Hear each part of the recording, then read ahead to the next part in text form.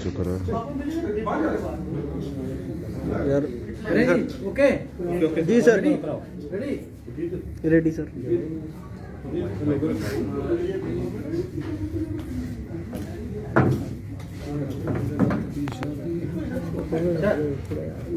जी एक दफा फिर आप तमाम पूर्व बिरादरी भाइयों का और बहनों का हार्दिक अभिनंदन। इससे पहले कि आज के इस संवाददाता सम्मेलन के अहम तरीन मुद्दे पर मैं आऊं, मैं आप सबका ध्यान इंगित करना चाहूंगा उन दो सर प्रेस कॉन्फ्रेंसेस पर जो विगत 3 और 4.5 महीने के अंतराल में क्रमशः हमने की थी। मैं आपको याद दिलाना चाहता हूं कि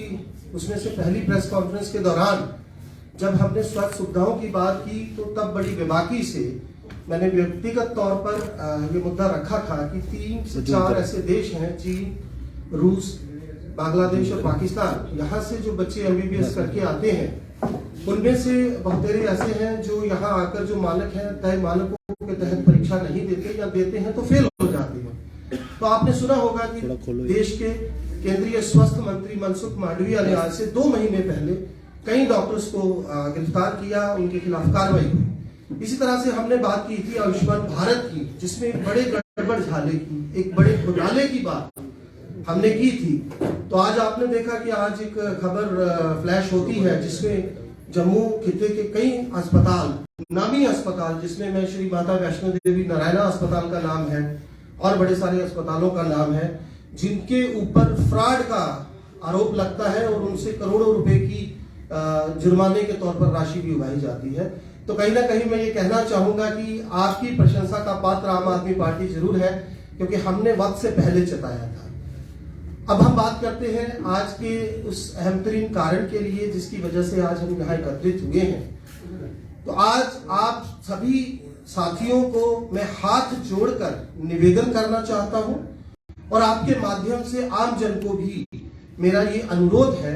कि विगत कई दिनों से कुछ खबरें हम देख रहे हैं सोशल मीडिया पर चल रही हैं, जिसमें यह दावा किया जा रहा है कि आम आदमी पार्टी का दफ्तर बंद हो गया, आम आदमी पार्टी की तरफ से जो दिल्ली ने टीम नियुक्त की थी वो वापस चली गई, आम आदमी पार्टी का कोई इंटरेस्ट नहीं बचा यहाँ की राजनीति में। तो मैं बड़े प्रेम से, बड़ी विनम्रता से ये कहना चाहता हूं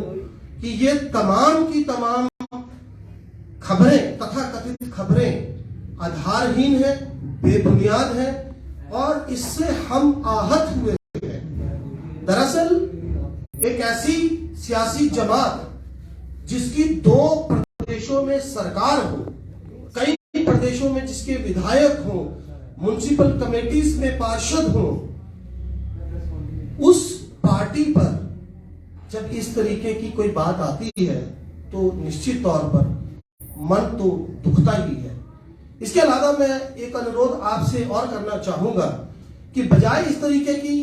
खबरों को फ्लैश करने की, हमारे साथी क्यों नहीं बात करते लेफ्टिनेंट गवर्नर मनोज सिन्हा से, क्यों नहीं उनसे ये सवाल पूछा जाता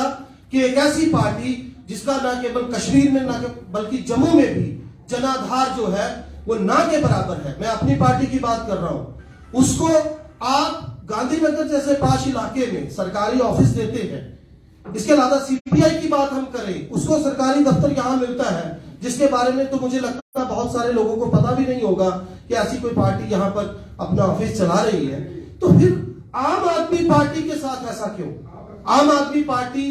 आज के दौर में एक राष्ट्रीय स्तर की पार्टी है और विगत 10 सालों के अंदर, 1 दशक के भीतर जितनी तीव्रता से, जितनी ईमानदारी से इस पार्टी ने सफलता के कई राजनीतिक सोपान तय किए हैं, उसका मुकाबला पूरे विश्व में कोई दूसरी पार्टी नहीं कर सकती।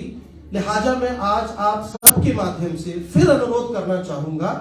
कि आम आदमी पार्टी पूरे जोशो खरोश के साथ, पूरी ईमानदारी के साथ और अपने राजनीतिक अनुभव को ध्यान में रखते हुए